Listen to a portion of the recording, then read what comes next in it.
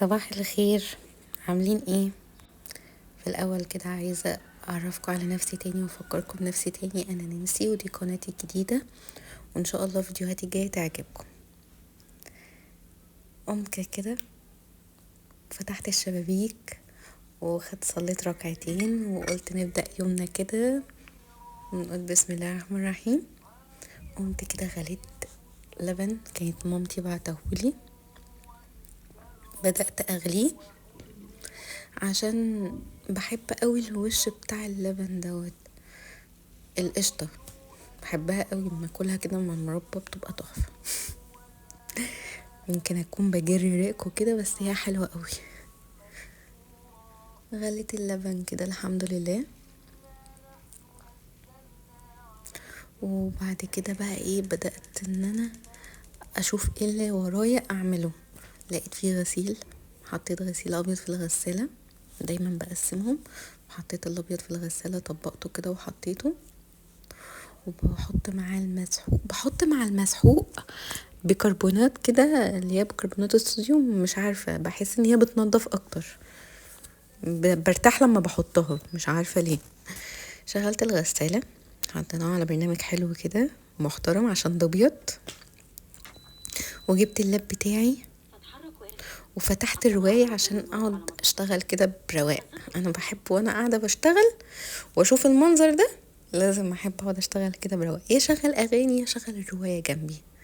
وبدأت بقى اغسل المواعين.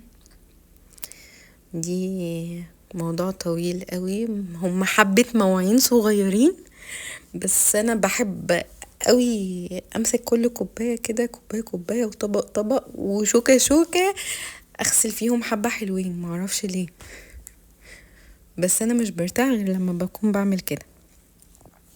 وطبعا بقى عشان فقره غسيل المواعين دي طويله قوي، وطبعا مش عارفه هرغي فيها اقول لكم ايه، بس انا عايزاكم كده تبداوا يومكم بتفاؤل، يعني شجعوني واشجعكم. هتشجعوني هشجعكم، انا محتاجه اللي يشجعني اصلا.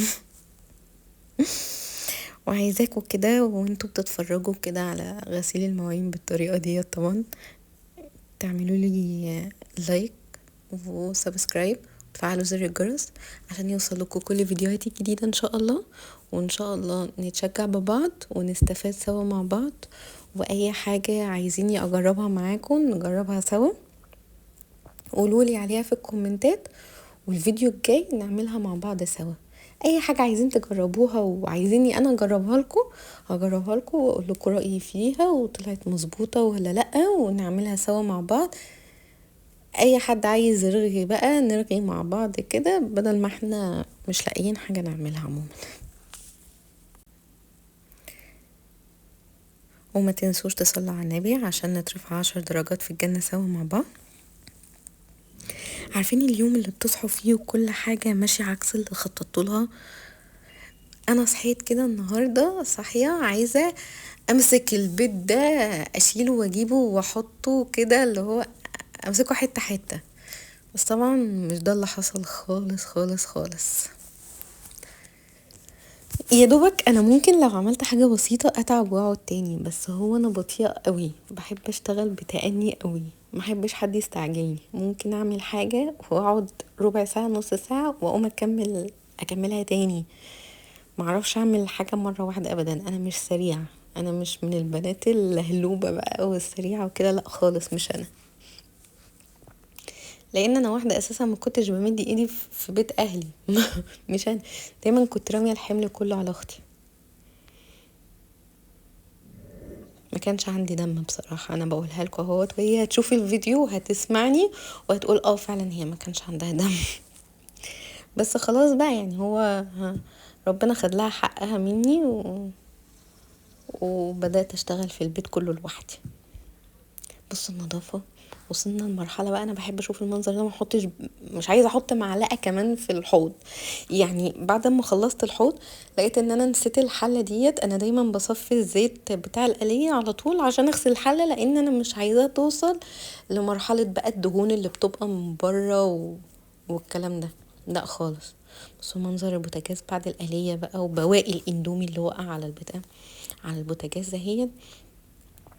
او الاندومي ده لازم يتعمل كل يوم، انا كل يوم لازم اندومي، بحس ان انا في حاجة ناقصة في اليوم لو ما اكلتش اندومي. احنا فلوسنا ضايعة على الاندومي. هي فقرة انا ما بحبهاش خالص، متعبة على فكرة والله، لان انا بحب امسك البوتاجاز حتة حتة اغسله، لان برضو خايفة اسيبه توصل لمرحلة الدهون الزيادة الصعبة ديت اللي معرفش اطلعها ويبقى شكله وحش والحاجة تقدم بدري بدري لا دي مش حاجة عروسة. بحب قوي ان انا احافظ على الحاجة كده، هي مصيرها هتقدم مصيرها هتتوسخ، بس طول ما انا لسه يعني مفيش نونو مفيش اي حاجة الكلام ده هيجي بعدين. كده كده اساسا هيجي عليا وقت مش هعرف فيه ان انا اقوم اعمل حاجة، هيجي عليا وقت ان انا مش عارفة اهرش فيش وقت ان انا اهرش. بصوا الفوطة ديت انا بحبها قوي، بتبقى ناعمة كده على البوتاجاز، مخصصة اساسا الفوطة ديت للبوتاجاز، بتبقى ناعمة قوي قوي على البوتاجاز. بحب بعد ما اغسل البوتاجاز وكده امسحه بمنديل وانشفه بمنديل عشان ما يبقاش مبلول. بحس ان انا لما بسيبه مبلول وينشف لوحده بيجير. لو حد عنده بقى فكرة ليه بيجير يقولي، لان انا مش عارفة. بصوا العين الكبيرة ديت انا عملت عليها مرة واحدة، سلقت عليها فراخ اسودت، انا معرفش ليه وما استعملتهاش تاني اصلا، وحاولت ان انا اطلعها كتير بكذا طريقة مش راضية تطلع. فاللي عنده برضو فكرة ان هي تطلع ازاي برضو يقولي، لان هي مضايقاني قوي. غسلت الحوامل، انا ما بسيبش الحوامل اللي هي تقعد فترة طويلة عليها دهون او كده. بعمل بوتاجاز اول باول بالحوامل بالعيون، بوتاجاز عموما كله بالفرن وكله بعمله اول باول، ما بسيبهوش. خلصنا كده بقى الحمد لله فقرة الحوض، مش هنيجي جنب الحوض تاني خلاص كفاية، مع ان هنعمل حاجة دلوقتي هتخليني برضو ان انا اعمل الحوض تاني هو غسيل معين ما بيخلص. بس البوتاجاز بقى والنظافة والروقان، مش عايزة احط حاجة على البوتاجاز لمدة اسبوع خلاص كده احنا نقضيها تيكاوي، احنا لازم نقضيها تيكاوي عشان نسيب البوتاجاز حبة حلوين كده نضيف.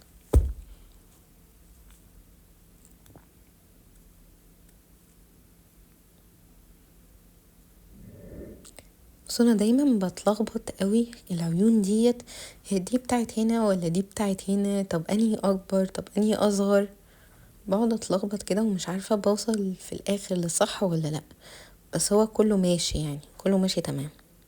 هنا بقى طلعت بصيت على الغسيل لقيته نشف، شلته نشرت مكانه الغسيل، لسه خلصان من الغسالة دلوقتي، نشرته الحمد لله. ولسه في غسيل تاني هيتغسل بس ما صورته الكوش بقى عشان خلاص انا تعبت وقلت هخش اعمل حاجة حلوة بقى كده عشان احنا السهرة بتاعتنا النهاردة طويلة فمحتاجة تحلية. قلت اعمل حاجة خفيفة كده، عملت كريب، قلت اعمل كريب شوكولاتة. بدأت بقى اعمل الكريب وحطيت اللبن والدقيق والمكونات كلها بقى. لو حد عايز يقولي، لو حد عايزها يقولي وانا هقوله الطريقة، او هسيب لكم الطريقة بتاعته في الكابشن. بصوا حلو قوي. انا عايزه اقول لكم ان انا عملت كميه، انا اساسا اترددت في الاول كنت عايزه اعمل كميه صغيره، وبعد كده قلت لا لا لا انا بحب كريب الشوكولاته فانا هعمل كميه اكبر عشان ما نقعدش نتخانق عليها انا وعبده. فرجعت تاني وضعفت الكميه، زودت لبن تاني زودت دقيق تاني بس، وبدات اعمل الكريب. وكانت كمان الشوكولاته عندي خلصت، ما تبقاش عندي الا حبه صغيرين، حطيتهم عليهم كده. وبعدت جبت شوكولاتة تانية بس قلت دي ايه نبقى نسيبها كده احتياطي، لو عوزنا ان احنا نحط عليها ولا حاجة نبقى نحط تاني، ما احتاجناش خلاص مش مهم اهي موجودة وخلاص. هنا حسيت ان هي لسه قوامها مش زي ما انا عايزاه، زودت معلقتين دي تاني عشان تبقى القوام اللي انا محتاجاه. وهتشوفوا دلوقتي ازاي القوام اللي انا محتاجاه، ان انا لما اعمل ايدي كده بالمعلقة على معلقة السيليكون ما رجعتش لبعض تاني، بس ده اللي انا عايزاه بقى. بس عملت بقى الطاسة، كانت لسه اول مرة ان انا استعملها.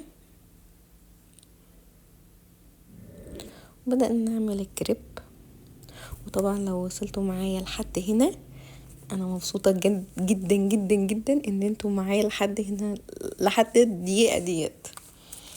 عايزاكم بقى تكملوا معايا كده وتشجعوني دايما ان انا اعمل لكم فيديوهات جديدة، لان انا لو ما لقيتش الفيديو دوت اجي عليه تفاعلات كتير انا هاحبط، وانا مش عايزة احبط خالص.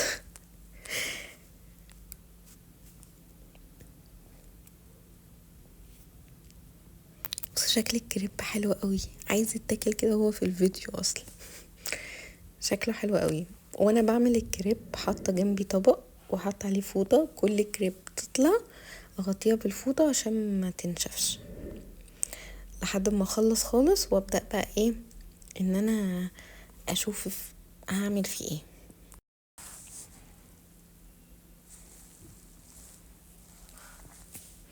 بصوا، الكريب كده كده مستحيل يطلع معاكم مظبوط، لان على فكره انا كل شويه اقفل البوتاجاز واشغله تاني، اقفله واشغله تاني عشان تكون الطاسه هدت شويه، لان مسافه ما بحط الكريب اصلا بيكون خلاص بقى بدأ يستوي اصلا وانا لسه ما فردتوش. لا، فانت تستنى عليا كده شويه، فانا بقفل البوتاجاز واشغله تاني، فطبعا كل دوت مخلص في المده دي. بس الكميه اللي انا عملتها ديت تقريبا عملت لي من 8 ل10 كريبات تقريبا على ما اتذكر، لان انا اكلت وانا واقفه حبه كده. فعملت لي حبه حلوين. بصوا المنظر حلو قوي. دي بقى لما الشوكولاته خلصت طبعا، فملحقتش اظبطها حلو، دخلت بقى عملت الروتين بتاعي وظبطت نفسي كده وخدت دش، بدأت بقى اقعد كده عشان كان ورايا كورس تركي، وكان لازم ان انا اقعد اركز فيه شويه، فخلصت وقعدت اخدت الكورس اهوت، وهستناكم ان شاء الله في فيديو جاي. هتوحشوني قوي. يلا باي باي.